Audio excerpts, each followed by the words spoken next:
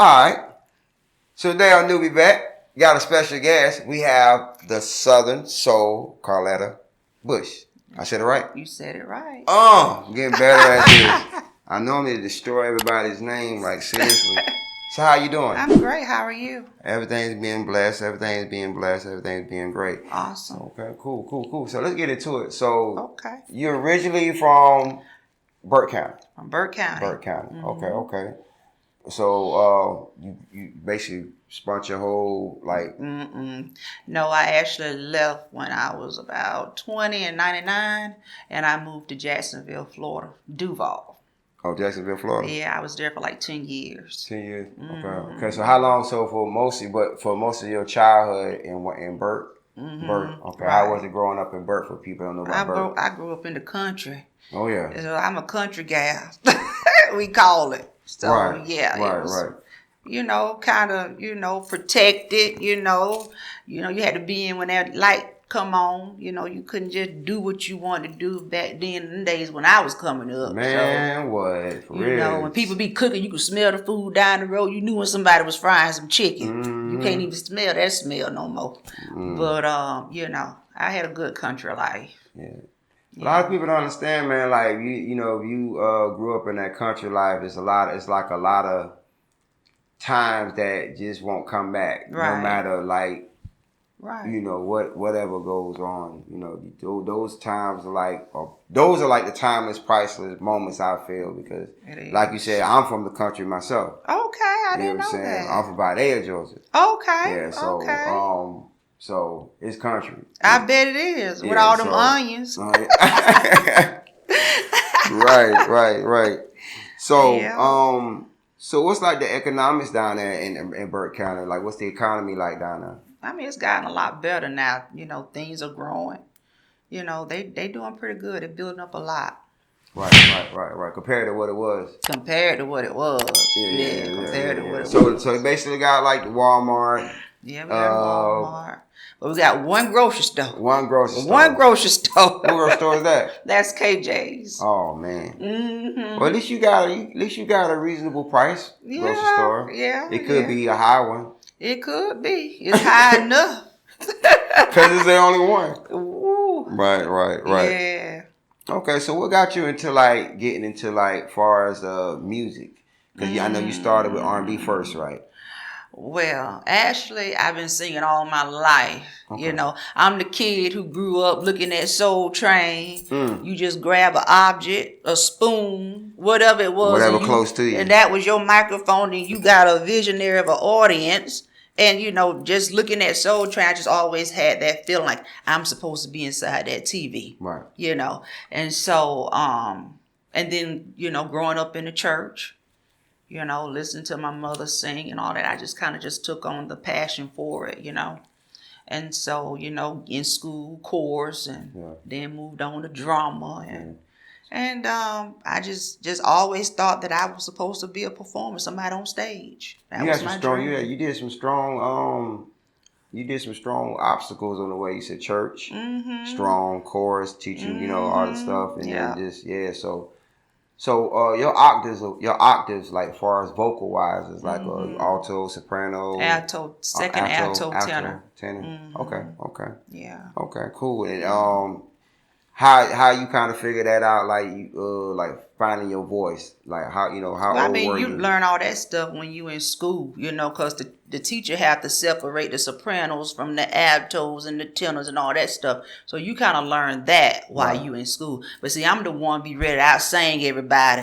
Everybody's singing. I'm ready to cut the fool and just start singing. Take my shoe off and just act a fool. So like I say, it was just always my dream to be a performer. Right. So I just thank God that I made it. And to be able to just share my talent and gift and just live out a dream that I've always had. I think that's what it is, just living out a dream. That's what I look at it. Yeah. Okay. So getting into the music part. So what was the first step so far as like, okay, I want to take this professionally. I want to start going on, doing this as a career. Back in Jacksonville, I did a little bit of shows and stuff, and like I said again, you always know from a child, what you kind of want, you just need to get the right people in your corner to kind of push you out there to do that. Right. So I had to do some, started out in a band when I was 16. I mean, like you get people in the yard kind of thing. That's what we were doing. Right. So I started out doing that, and that kind of gave me a taste of it. And just networking and figuring out how I can, become an artist. What steps I need to take. Asking questions. Right. Like Right. Yeah. Exactly. And so in 2017, that's when I came out with my first song, Nobody's Fool. So what's the backstory behind Nobody's Fool? Oh, the pastor way was written for me. Oh, it was written for me. I kind of gave him the title, Nobody's Fool, and he just kind of played with it, and it went from there. So what was your experience like the first time in the studio working doing the record? It was different. It was different. Well, I had did it once before with Tim, your wife's cousin, uncle. We used to sing together. Right. And we've been to that same studio and we cut a little record together. And then, so I kind of knew, but getting in it the first time, doing my own thing, it was a little different, but at the same time, it was exciting. Okay. Yeah, it was exciting. Cool. And especially hearing yourself playing back. Right, exactly. And you're like, that's me. Damn, yeah, that's me. So that's like the confirmation to let you know, like, I can really do this. Yeah, then you learning yourself. Like, I ain't know nothing about no stacking and all. You had to keep repeating everything, It was called stacking. I was like, okay, all right, yeah, but it was exciting. Okay, cool. So, what made you want to get into Southern Soul? Like, change that to, because, R&B, Southern Soul, too. They the same one-on-one, but they kind of the same. They kind of different. Well, look, I didn't know. Different worlds. Yeah, it was.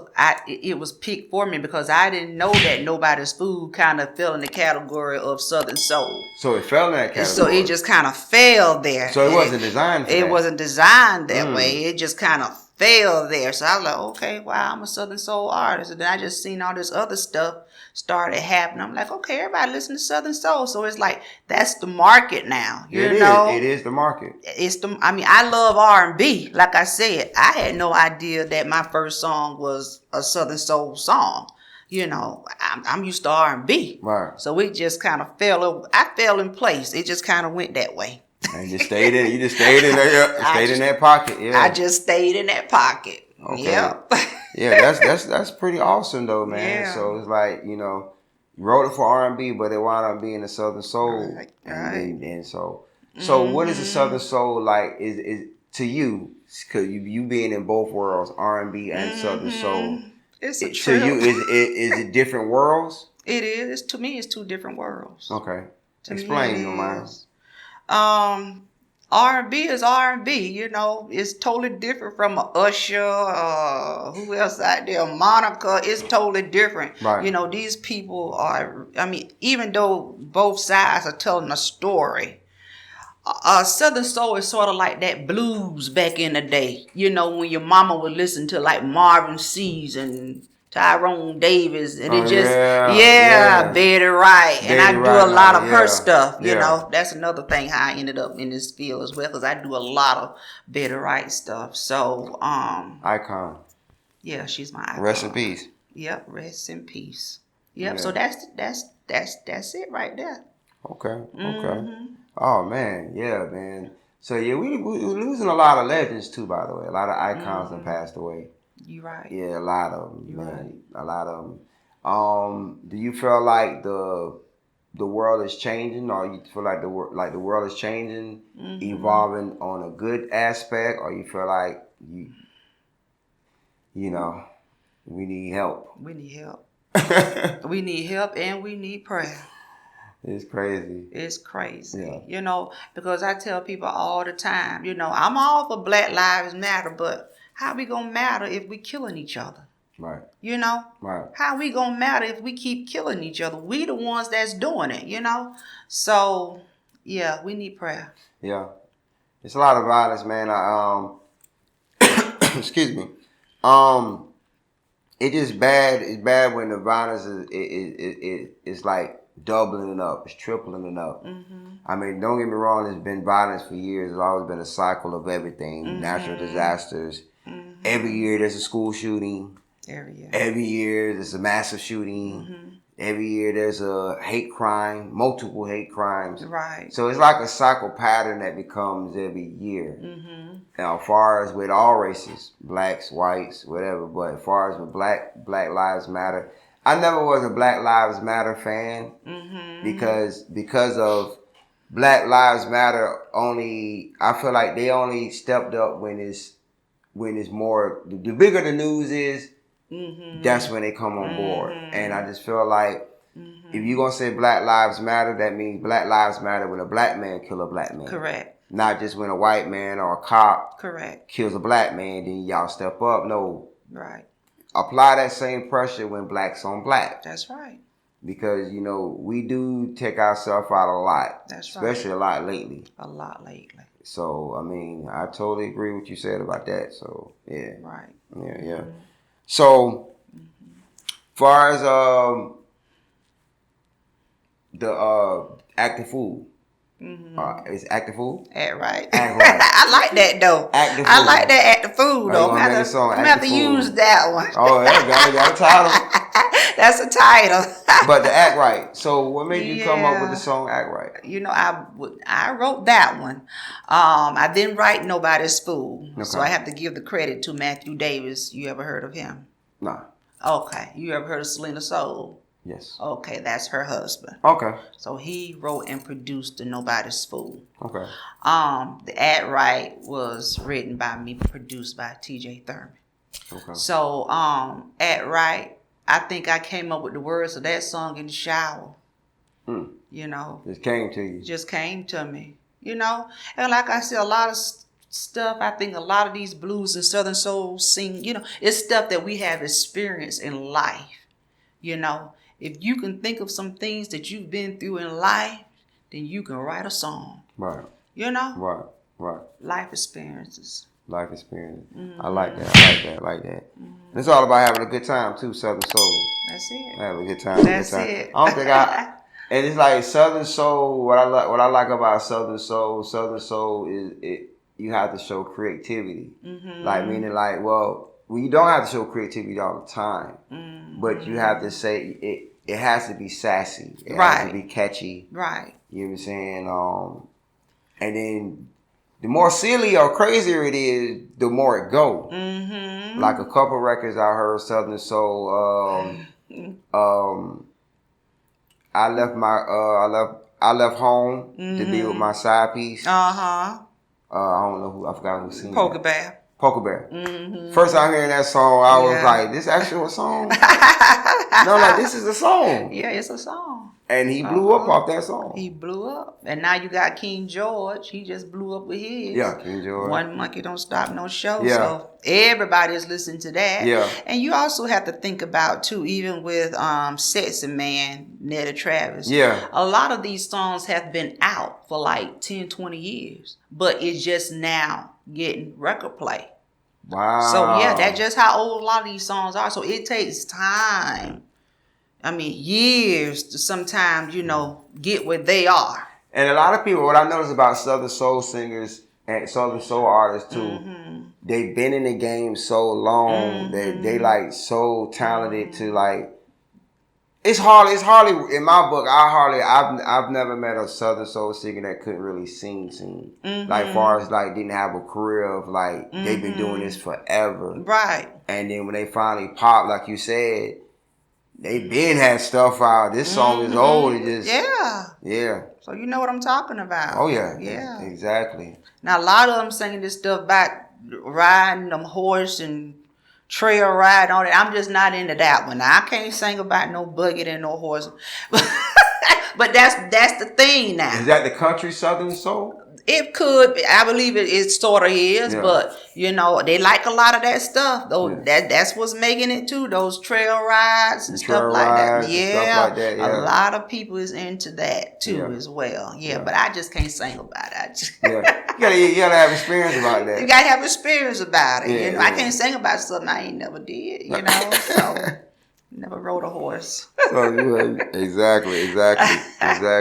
Yeah. So concerts you have been doing. You've been doing a bunch of shows and stuff. So many concerts. Yeah, it's a pleasure to have opened up for as many legends as I have in such a short period of time. So I'm blessed for that. What's your list look like so far? You open like your list of people that you that work for that you did a show with. Oh, you want me to name them? Sure. Sure. God, sure. I've opened up for let's see, MD4's Troop. MD4's. Who else? Zap Band.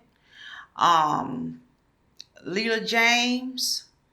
Theodis Ely. Nelly Travis. Kenny Lattimore. Yeah, those are real legends. So out of all, that's a heavy list. It is heavy. Some stuff I can't remember like I wanna. Yeah. But if they go on my page, they will see the flyers and stuff. Yeah. So out of all those shows, which one was the most? The one that'd be that one that you always. Yeah, I will always remember when. Minnesota Fats from 96.3 gave me the opportunity to open up for the Kids Family Reunion. That was like a dream come true for me. I will always remember that. He was like, I'm gonna put you on. I was like, and then I was like the first person to actually go on, you know. So that what was that feeling like? Oh man, it was amazing. It was amazing. It was amazing. I know that crowd was out there. They gave me some love. They did. They did. They really did. Yeah, you had some butterflies? I did. Somebody had to walk me on. I did. Somebody walk you on? They had to walk me on, but you know, it was they do James Brown style. Yeah. But I loved every minute of that. That was awesome. That is awesome. Yeah, that's awesome, man. That's awesome when, you finally, when you can live out your dream. Because people think that, you living out your dreams, it got to be a certain way. You got to be on TV. You got to have millions of dollars. You got to have this to live out your dream. Living out your dream is living out your dream. Right. That doesn't mean that you get all the stuff that comes with you living out your dream. Right. So if you want to do music, you want to do music. You want, if you want to go out there and be a star, you be a star. Right. You know what I'm saying? That's right. It's showtime. I get the butterflies, I do, but I'm getting older now, so it's like, okay, you just got to get up here and do what you got to do. I'm used to it now. We're here now. Yeah. We're here now. So, once you hit that stage, I don't know, it's something about God and me. It's like he just take all them nerves away. It's like, okay, it's showtime. Once I get that mic, I know what I got to do. Right. So that comes again with profession and experience. Okay. So. All right, so let me ask you a question with Southern Soul. I know a lot about R&B history. I know a lot about hip hop history. Mm-hmm.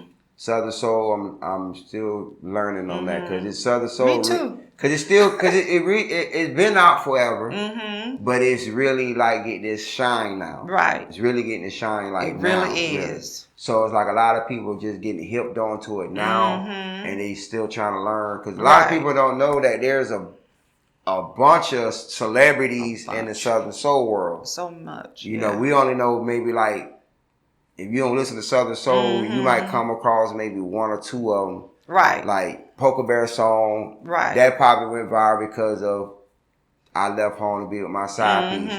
Young guys, young people can relate. Everybody can relate to that. Yeah. And then there's another one I open up for Ronnie Bell. I think he has that one with I pay the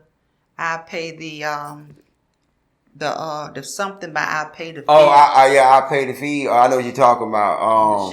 The shipping costs. That's it. That's it. Yeah, I know about that one too. Everybody loved that one too. So so it's like a certain record, but Just imagine if everybody was hip to the Southern Soul world. It was broadened up. You had videos that's getting pushed like a Nicki Minaj video. Like, you know, they had that major push behind it. Because it's a genre that ain't you know, that a lot of the Southern Soul is mostly in the circuits. Right? Right. So it's like, you done did a lot of circuits. You done went through the circuits, like going through different things in there. Like different circuits, like for far as like for Southern Soul performances or whatever. Have I been through like performing with them? Yeah, like different circuits, like where they do Southern Soul. Like you've been in Nashville, did one there. Have you been in like different states? Okay, last year I did all that. Oh, you did? I did. Own it. I did. Own it. Last year I was in California. I was in Texas. I went to Tennessee. And I went to, I can't think. I went somewhere else. But I've been to like Texas twice. I went to Tennessee. I did California. And I'm going to leave it right there. Okay. If they want to know more, they have to go on my page. On your page. Okay. Yeah. What was your most exciting spot you went to perform at? My say it again. The spot that you know that you like to perform at, like that you had the most love, energy, good energy from. Oh, Athens. Okay. Athens. They give you so much love at Athens. And I think the name of that club, I'm pretty sure TJ's, is it Venom?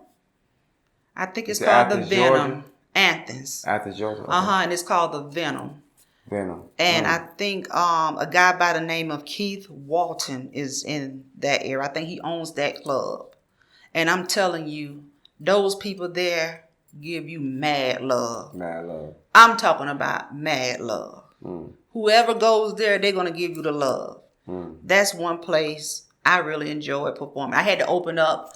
I call him my big brother, Hennessy Williams. Are you familiar with Hennessy Williams? The moves. Okay. Yeah. So me and Hennessy, we started out like a team. Oh, for real? Yeah, we started like a team, you know. So when he needs me, I be with him, whatever, and he'll give me that opportunity to open. If I need him to open me up, he'll open me up. But yeah. Yeah. Those people down there, shout out Hennessy, man. That's my boy. Yeah, shout out to Hennessy Williams. Yeah. Always got my back. Yeah, man. Yeah. That's my boy, man. Okay, cool. The Hennessy, okay. Yeah. So, all right, being a woman in Southern Soul, do you feel like do the women in Southern Soul get treated the same as the men in Southern Soul, or is the same? In a lot of people just women get booked, but it's like they want the men. The men get more. Oh, okay. Yeah, they get more booked than women do. So there's not that many Southern Soul popular women? Oh, yeah, it's a lot of Southern Soul women, you know? It's a lot of them, but I just think we get treated different from men. You know? Right. Yeah. Yeah.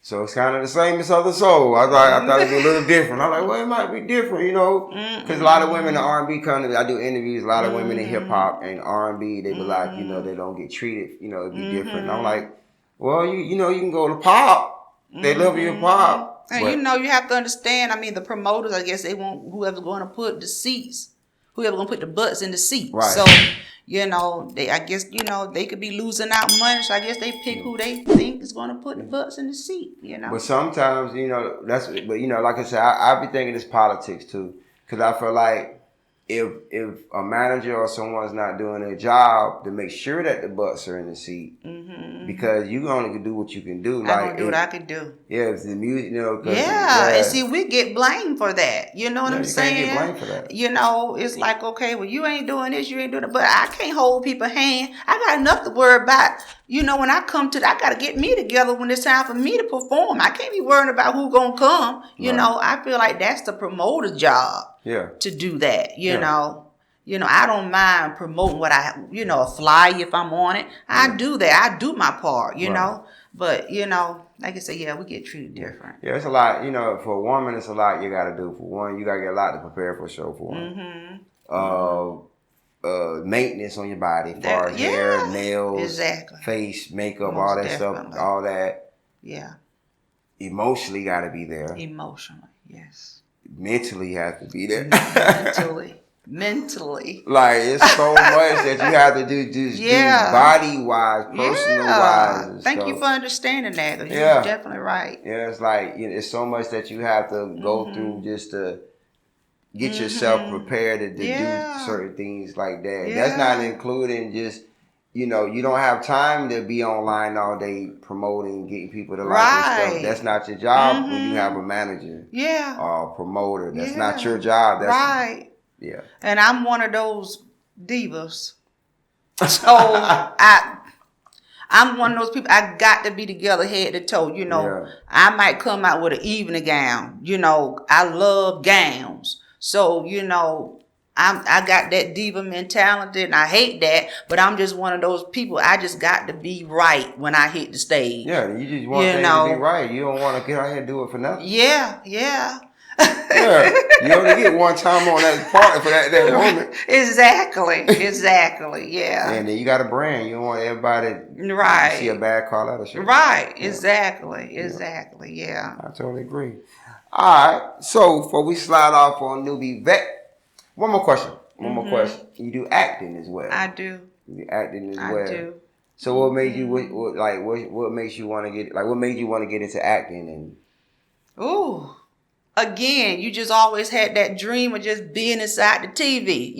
I grew up looking at the young and the restless, bold and the beautiful, and I'm like, I think I could do that, So then I end up, taking drama in high school. Was at the top of the class for that. My mind was really, really good then. You can give me a monologue. Is what we had back then, starting out monologue. And the teacher would give us a week or two to learn a monologue. And I learned mine. The next day, I'm ready to perform it on stage. So then I ended up being a thespian. And so it just took off from that, then getting in stage plays. And you in stage plays. Stage plays are the toughest thing because it is. Those are live. Can't mess up. It is. Yeah, because it can mess the whole flow of the production up. Right, exactly. Because back then, I tell you, I got my first leading role back in 2016, and I was working with a guy named Anthony Johnson. You ever heard of him? So you know who I'm talking about. He's from Florida.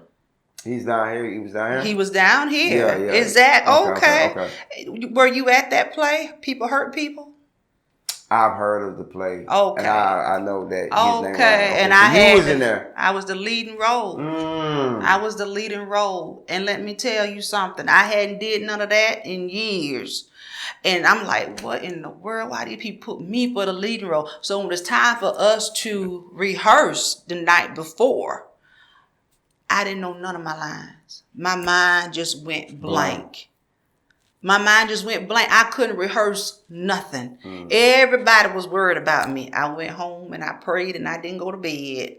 And I learned all them lines page by page in one night. And I killed it.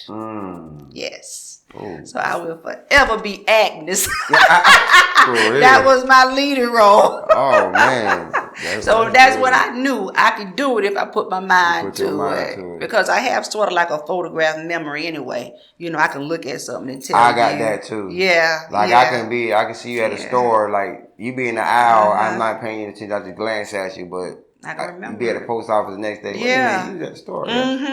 But I have to do it right then. Now, don't give me some time because I'm going to forget it. Okay. All right. So before we slide off on NewbieVeT, how can they get in contact with you? And is there any love you'd like to shout out?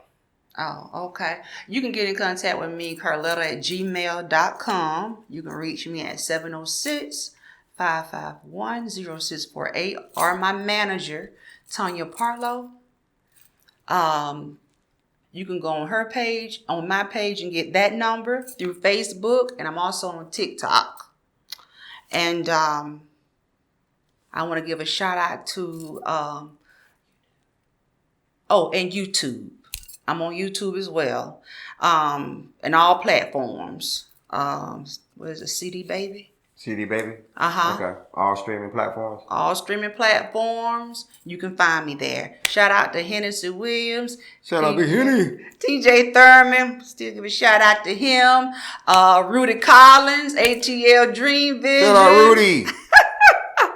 Oh God, Matthew Davis, Selena Soul, my husband, Billy Bush, my family, the Davis family, the Lewis family, the Coleman family, all y'all who's connected to that. Thank you for having me. It's been a pleasure.